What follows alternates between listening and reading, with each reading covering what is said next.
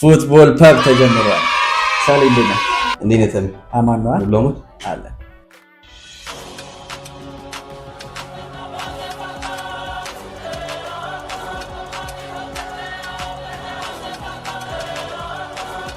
ዛሬ የማንቸስተር ጉዳይ ነው ይዘልን የመጣ ነው እና ሩበን አሞሪም ማንቸስተርን ከብሩኖ ፈርናንዴዝ ነፃ የማውጣት ስትራቴጂ ቀርጿል ብለኛል ከማይክ ከካሜራ ጀርባና እስቲ ለተመልካቾቻችን እንዴት ነው ይህንን መፍጠር ያሰበው የሚለውን ነገር ብታስቃኘን። እንደሚታወቀው ሩበን አሞሪም ማንቸስተር ዩናይትድ ቤት ሲመጣ ስኳዱ ጥሩ አልነበረም። ይታማ ነበር ከፐርፎርማንስ ሪሌትድ በሆኑ ጉዳዮች ማለት ነው እና ከዛ ውጭ የሆነው ሩበን አሞሪም ከዛ ውጭ ብሩኖ ፈርናንዴዝን ብቻ ነው ፐርፎርማንስ ሌቭሉ ጥሩ የሆነው እና ሁሌ ዩናይትድ ውስጥ አንደርዶግ ሆኖ የሚኖር እና በሱ በፈርናንዴዝ ችሮታ ዩናይትድ የሚያሸንፍ ነበር የሚመስለው እስከመምሰል ማለት ነው። እንደውም አምና ሩበን አሞሪም አንድ ጥናት አስጠንተው ብሩኖ ፈርናንዴዝ ባይኖር ዩናይትድ የትኛው ደረጃ ላይ ያጠናቀው 15ኛው ደረጃ እና የትኛው ደረጃ ላይ ያጠናቀቃል ብሎ ሲያስቡት ወራጅ ውስጥ የነበረ ቲም ነው እና የዩናይትድ ቤዝድ የሆኑ ታላላቅ ፓንዲቶች እነ ዋይን ሩኒን መጥቀስ እንችላለን፣ እነ ፖል ስኮልስን እዚህ ቡድን ላይ ፈርናንዴዝ ባይኖር ምን አይነት ዩናይትድ ነው ምን አይነት ዓመት ነበር እናሳልፈው እስከማለት ደረጃ ደርሷል እና የሱ ተጽዕኖ በዚህ ዓመት መቀነስ ነበረበት እና ያንን ደግሞ ቲሙ ጥሩ ባልነበረበት ወቅት ብቻውን ሻይን አድርጎ ይወጣል። ምንም ጥያቄ ነው። ምክንያቱም የሱ አሲስቶች የሱ ጎሎች ናቸው ሁሌ ተጽዕኖ ፈጣሪ ዩናይትድ ቤት ላይ እና ጎል ይገባበታል። ቲሙ እንደ ቲም አይንቀሳቀስም፣ ግን እሱ የሚያረጋት የሆነች ተቾች የሚያረጋት አሲስቶች ጎሎች ምናምን ለዩናይትድ ሁሌ እንደ ነጥብ ኮንሲደር የሚደረጉት እና ልጁ ትልቅ ተጫዋች ነው። የእሱን ተጽዕኖ በአንድ የመቀነስ አይቻልም እና አሞሪምም በዚህ ዓመት ብሩኖ ፈርናንዴዝን አክቹዋሊ በዚህ ዓመት ማለት ይከብዳል ከአምና ጀምሮ ብሩኖ ፈርናንዴዝን ወደ ዲፕ አስገብቶት ከሁለቱ የመሃል ተጫዋቾች በ3-4-2-1 በጨዋታ ፎርሜሽን ሁሌ በሚወዳት አንተ በማትመችም ማለት ቢቀይራት ነው የምትለኝ ፎርሜሽን አለች። እዛ ፎርሜሽን ላይ ብሩኖ ፈርናንዴዝን ከካሴሚሮ ጋር የአንደኛው የሚድፊልድ ቦታ ላይ አጣምሮ ነው እያጫወቱ ያለ። ያ ማለት ደግሞ ብሩኖ ፈርናንዴዝን በዚህ ዓመት እዛ ላይ ነው እያስለመደን ያለው እና ብሩኖ ፈርናንዴዝ ጥሎት የመጣውን ቦታ which is የ10 ቁጥር ቦታ በሌላ ተጫዋች ተተክቶ ዩናይትድ በዛ ውስጥ ራሱን እያላመደ የመጣ ቲም ሆኗል እና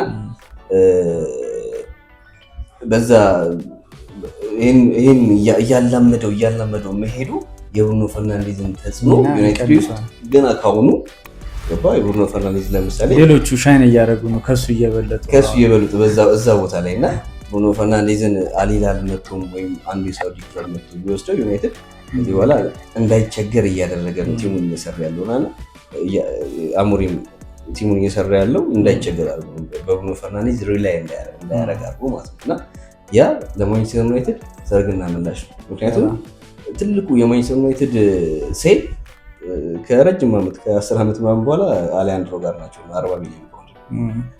አሁን ብሩኖ ፈርናንዴዝን ከ80 እስከ 100 ሚሊዮን ፓውንድ ውስጥ ጠይቀው የነበሩት እና ወረዱና ወሰዱ እንኳን ብሎ በ60 ሚሊዮን ፓውንድ ቢወጣ ዩናይትድ የመግዛት አቅሙ ከፍ ይላል። ምክንያቱም ሴልስ በጨመረ ቁጥር የፒኤስአርም ከፍ ይላል እና ቢያንስ የ150 ሚሊዮን ፓውንድ የመግዛት አቅም እንዲኖር ያደርገዋል እና የሚፈልጋቸው እነ ኤሊት አንደርሰን እነ ካርሎስ ባሌባን አንሄሎ ስቲለር የሚባላል ስቱትጋርት የሚጫወት ማለት ነው። ልክ የሊች አይነት ፓሶችን የሚያደርግ ግን የሚድፊልደር አይነት ተጫዋች ነው እና እሱን ፈልጎታል። በእነሱ ቲሙን ማጠናከር ይፈልጋል። የማንቸስተር ዩናይትድ ስፖርቲንግ ዳይሬክተር ጄሰን ዊልኮክስ እያለ ያለው ዩናይትድን በጃንዋሪ በሚቀጥሉት 2 የትራንስፈር መስኮቶች የማጠናከር እና ከዛ ውስጥ የሚድፊልደር ቦታው አንደኛውን የሚል አስተያየት ሰጥቷል እና ከዚህ ጋር የተገናኘ ነው። በጣም አሪፍ ሰሌ እና ይህንን ነገር እስቲ በታክቲክ ቦርድ ማየት እንችላለን በሰፊው ሜዳ ላይ። አሁን እንደነገርከን ከሆነ ይሄ ነገር በቃል ኢምፕሮች አድርጓል እና በታክቲክ ቦርድ ሞር ደግሞ ሜዳ ላይ እንዴት እንደሚተገበር ታሳየ ይችላል። የሩበን አሞሪም የጨዋታ ፍልስፍና 3-4-2-1 ነው እንደምናውቀው እና አምና የነበሩትን በረኞች የቱርካዊ አልታይ ባይንድር አለ፣ ኦናና አለ። ሁለቱ ኳሶችን በረጅም ከመምታት ይልቅ እዚህ ጋር ለሊቻ እዚህ ጋር ለሌኒ ዮሮ ይለቅና ከኋላ ቢልድ አድርጎ ስለመውጣት የሚያስብ ቲም ነው። አሁን ግን ሎንግ ኪኮችን ነው የሚጠቀመው ሴኒ ላሜንስ እሱ በቀኛ ማለት ነው። ሎንግ ኪኮችን የሚጠቀመው ዩናይትድ ደግሞ እዚህ ጋር በሚያገኛቸው በሚያገኛቸው ኳሶች ጊዜ ሀፍ ስፔስ ላይ ነው እነዚህ ኳሶች የሚመታው የቀኝና የግራ ሀፍ ስፔስ። በግራ ሀፍ ስፔስ ላይ ሲመታ እዚህ ጋር ማቲያስ ኩኒያ ወይም ብሩኖ ፈርናንዴዝ ተደረጉ ሄዶ ያገኛቸዋል ኳሶችን። በዚህ በኩል ደግሞ ብራያን ኤምቦሞ የሊቨርፑል ጨዋታ ላይ ያየ ነው አይነት ጎል ማለት ነው እና ብራያን ኤምቦሞን እናገኛለን እዛ ጋር ወይም ደግሞ አማድ ዲያሎ እንደ ጨዋታው ቦታ እንደ ሪባውንዱ እንደሚሄድበት ቦታ ማለት ነው እና የዩናይትድ ፎርሜሽን በሴኒ ላሜንስ እዚህ ጋር ይጀምራል ማለት ነው። ሴኒ ላሜንስ ከፊት ለፊቱ ማቲያስ ዴሊት አለ፣ ከዛ እዚህ ጋር ሉክ ሾው አለ፣ እዚህ ጋር ሌኒ ዮሮ ይኖርና እዚህ አካባቢ ላይ አማድ ዲያሎ እናገኛለን ማለት ነው። በዚህ ጋር ደግሞ ኢንቨርትድ ዊንግ ባክ ሆኖ ዲያጎ ዳሎ እናገኛለን ማለት ነው። ከዲያጎ ዳሎ ስትሬት እዚህ ጋር ብሩኖ ፈርናንዴዝ እናገኛለን። ከብሩኖ ፈርናንዴዝ ቀጥሎ ካሴሚሮ እናገኛለን ማለት ነው። ከዛ ያው ሁለቱ ነበር ቴኖች ኩኒያ እና እዚህ ጋር ብራያን ኤምቦሞ አጥቂ እንደ የጨዋታው የሚቀያየር ወይም የሰማሁት ፎልስ ናይን ሆነ ማውንተን ያደርጋል ወይም ደግሞ ሴስኮን ያደርጋል ማለት ነው። እዚህ ጋር ነው የብሩኖ ፈርናንዴዝ ሚና ካም ነው የተቀየረው ማለት ነው እና ዩናይትድም አሁን በሚያሰልፈው ቦታ ላይ በብሩኖ ፈርናንዴዝ ሪላይ እንዳየው ኦልሬዲ አሁን ሰውየው እዚህ ቦታ ላይ እያሰለፈ ዩናይትድ ከብሩኖ ፈርናንዴዝ ተጽዕኖ ውጭ እንዲሆን ገብቷል። ለምሳሌ ብሩኖ ፈርናንዴዝ የሚሰለፍበት ቦታ ላይ ካርሎስ ባሌባን ብታመጣ የብሩኖ ፈርናንዴዝ ተጽዕኖ ቀረ ማለት ነው። ብትሸጠውም ደግሞ ፒኤስአርን ከፍ የሚያደርግ ተጫዋች ነው አሪፍ ባሉ ስላለው ማለት ነው እና አምና ዩናይትድ ዊዛውት ዘ ቦል 4-4-2 በ4-4-2 ፎርሜሽን የሚከላከል ቲም ነበረ። ያ ደግሞ ካሴሚሮን ሎንግ የሆኑ ራኖችን እንዳያደርግ፣ ምክንያቱም ዩናይትድ ብዙ ጎሎች የሚገቡበት በካውንተር አታክ ፕሬስ ሊያደርግ ሄዶ በካውንተር አታክ ሪባውንድ ሲደረጉ ኳሶቹ ይገባበታልና ከእድሜ ጋር ካሴሚሮ እንደምታውቀው የሪከቨሪ ሩጫ ያደረገም እና አምና ደግሞ ብሩኖ ፈርናንዴዝ በ4-4-2 ፎርሜሽን የነምበር 8 ቦታውን ነበር ሲይዝ ነበር በ4-4-2 ፎርሜሽን ስትከላከል እና ካሴሚሮን በሪከቨሪ ሩጫ አያግዘውም ነበር ገባ።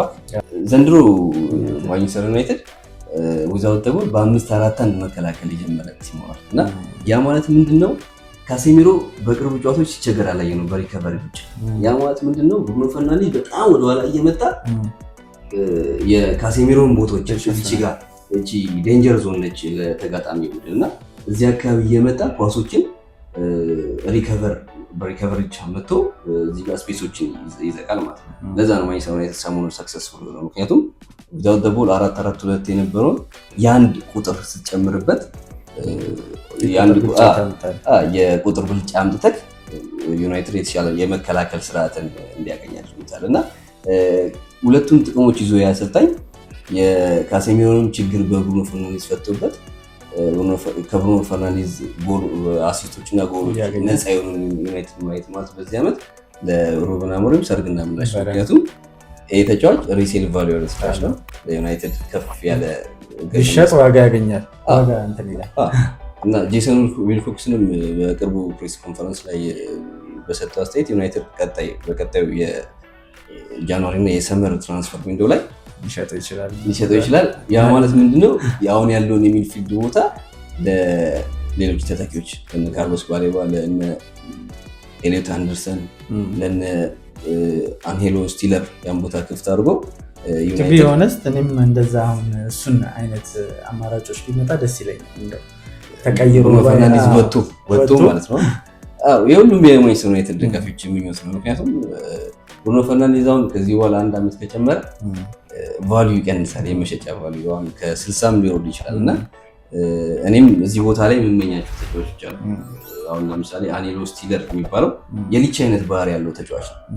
ፓሶቹን ብታያቸው ሎንግ ፓሶቹ ስሩ ፓሶቹ ሊቻ እዚህ ከግራ ሴንተር ባክ ላይ ነው የሚያደርጋቸው አይነት የዚህ አይነት ተጫዋች አለን ብዬ አስባለሁ እና አንሄሎ ስቲለር እንዲመጣ አልፈልግም።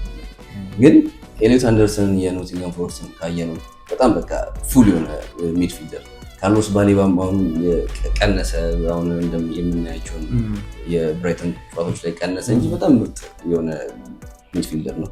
እኔ ግን የምመኘው ሪያል ማድሪድ ካማቪንጋ እንዲመጣ አሁን ላለው የሩበን አሞሪም ቲም ፐርፌክት ፊት ያደርጋል ብዬ አስባለሁ። ካለውም ወርክ ሬት አንጻር ካለውም የሪከቨሪ ሩጫ አንጻር እንደውም አምና በአንዳንድ ሞመንቶች ትዝ ካለ ካርሎ አንቼሎቲ የግራ ፉልባክ አድርጎ ይጠቀም በጣም ተማምንበት ይሮጣል እና ከዛ እንግል እኔ የሚመት ግን ዩናይትድ በሾርት ሊስት ያዛቸውን ቅድም ያሉ ሶስቶች በጣም አሪፍ ሰሌ ዲቴል ለሰጠን ትንታኔ እናመሰግናለን።